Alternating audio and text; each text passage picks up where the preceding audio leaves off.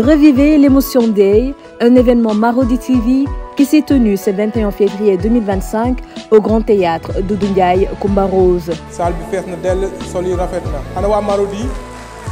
C'est pas les marabouts, mais c'est Dieu. Dans un monde où les récits et les émotions s'entrelacent pour façonner notre réalité, l'émotion Day est un événement qui met en lumière les véritables artisans derrière le succès des séries de Marodi TV. Fierté rek kontaan ci émotion Day bi mooy deuxième édition bi kontaan nañ xale yi solo nañ ba mu rafet public bi kontaan na. Marodi a été créé en 2012 par Monsieur Masnour et près de 400 personnes y travaillent pour servir au public un contenu de qualité.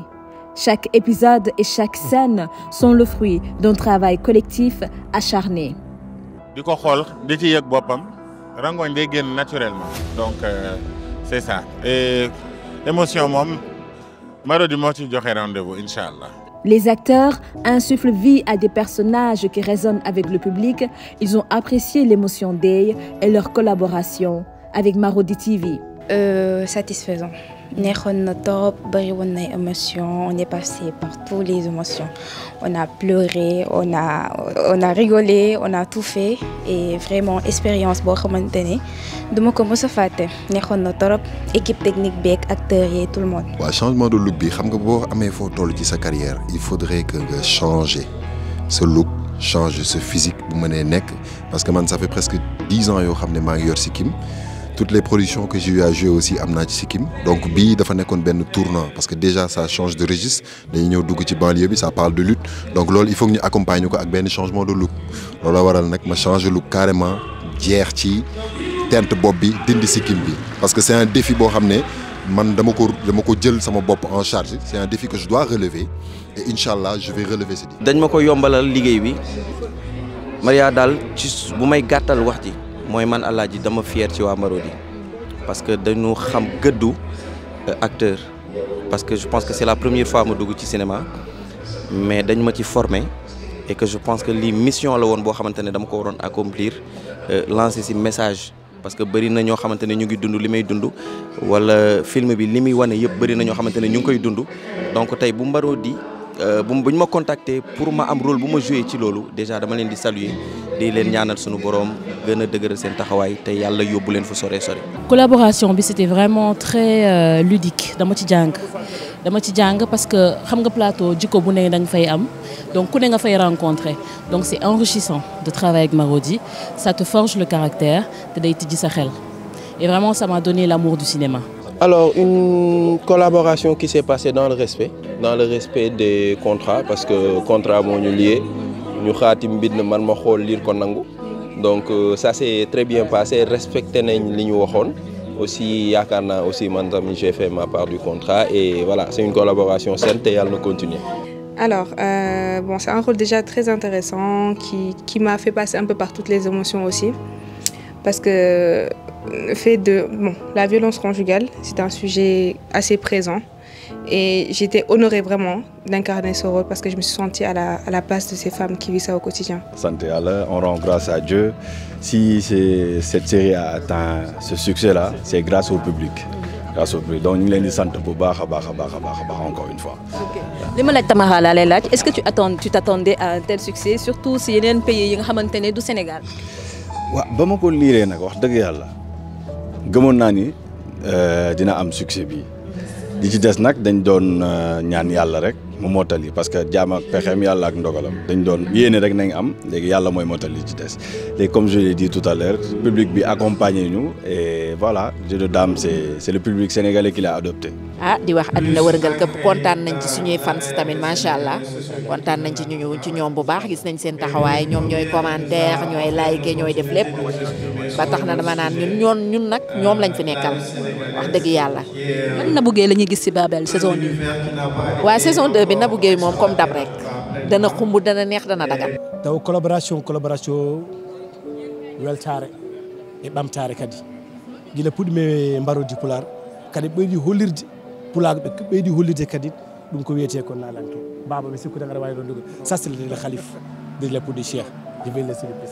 Non hakkude Marodi machallah so nande rewi lawol kadi ne waɗi ɓamtare ne waɗi ɓeydare donc amin jetta Allah min jetta Marodi machallah yo Allah yawɗum yesso. yo Allah ɓoyno gueɗe ɗe no feewi no feewi hunde no waɗi fayida no feewi machallah. Je trouve que les productions de Marodi ont upgrade. Au fil des années, ça ne fait que se bonifier, ça ne fait que progresser. Et c'est un bonheur pour nous, dans la mesure où nous, on participe à ces projets-là depuis quelques années maintenant. Ça fait plaisir de nous voir sur la scène internationale.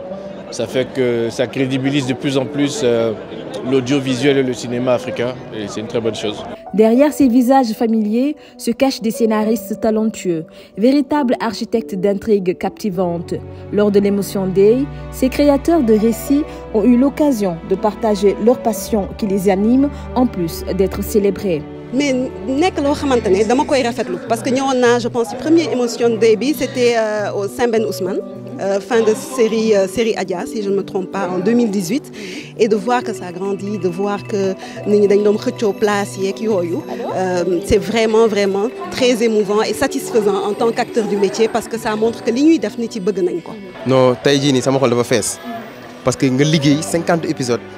ñëw ba ci dernier moment yi nii war a présenter benn dernier épisode franchement nekk na loo xamante ne waaw day tooy xol daal parce que liggéey bu dem ba à la fin nit ñi apprécier comme ça fait plaisir. L'équipe technique, souvent invisible aux yeux du public, est essentielle à la réalisation de cette magie. Ces héros de l'ombre ont été célébrés pour leur dévouement et leur capacité à donner vie à des décors, à capturer des moments marquants. dama am contentement vraiment ndax projet metti na. rawatina tamit ngay nekk di chapeauter ay équipe ak ay nit ku nekk ak ses humains et tout ça et vraiment sama équipe mention spéciale à l'équipe technique aux acteurs c'était difficile mais ça a été très bien passé et tey gis nga résultat bi inchallah. Je veux dire une belle histoire collaboration bi yàgg na franchement dara mosu see ñaaw def nañ ma confiance ba nii ni instant bii nii mun naa wax ne toutes les premières saisons j'ai été chef de projet que ça soit Maîtresse d'un homme marié Karma Impact tout ça saison yu njëkk yëpp man maay nekk chef de projet te xam nga loolu nekkul lu ndaw ça veut dire que ils ont assez confiance en moi pour pouvoir me donner d'énormes projets et yàlla tamit mi ngi ma siy jàppale ba je gère ça nu mu gën a rafetee macha allah. Depuis Pod et Marichou, en passant par Nafi, Karma, Lady Jama, Fanta, Babel et tant d'autres séries, Marodi TV a parmi ses ambitions d'être un acteur clé dans les industries culturelles et créatives pour le développement du Sénégal. D'ailleurs, étaient présents M. Diatta, directeur de la culture, et M. Gueye, directeur général du Grand Théâtre. Vraiment, Marodi dit une référence dans l'écosystème du cinéma. Ñu leen di féliciter Mass di féliciter toute l'équipe di wax yu mel nii buñ koy yàgg di am suñu culture bi ñeneen koy dundal et tout ce qu'on a vu pour l'exporter un peu partout en Afrique et dans le monde vous êtes des ambassadeurs. Nous ne célébrons pas seulement une entreprise mais un véritable champion de l'émotion. Un pilier dont l'influence a profondément marqué l'audiovisuel sénégalais. Dès lors, honorer cette journée de Marodi, c'est l'occasion de saluer un créateur d'émotions, un baptiseur de rêves, un acteur dont le rôle dans l'essor de l'audiovisuel sénégalais est tout simplement indéniable et digne d'administration. Aujourd'hui, avec plus de 8 productions en temps réel, plus de 7 millions d'abonnés sur YouTube, un public qui se répartit entre Marodi International et Marodi Pulaar, Marodi TV trace la voie vers un avenir riche en histoires à raconter, en émotions à partager et en rêves à réaliser.